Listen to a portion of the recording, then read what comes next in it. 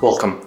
Today I am with LG NanoCell TV and I will show you how you can perform the soft reset of this TV. So it's very simple. All we have to do is just to simply unplug our TV from the electricity for like 10 seconds and that's what I'm going to do right now. Now just wait 10 seconds and turn it back. And now just be patient. Your TV will be turned on back.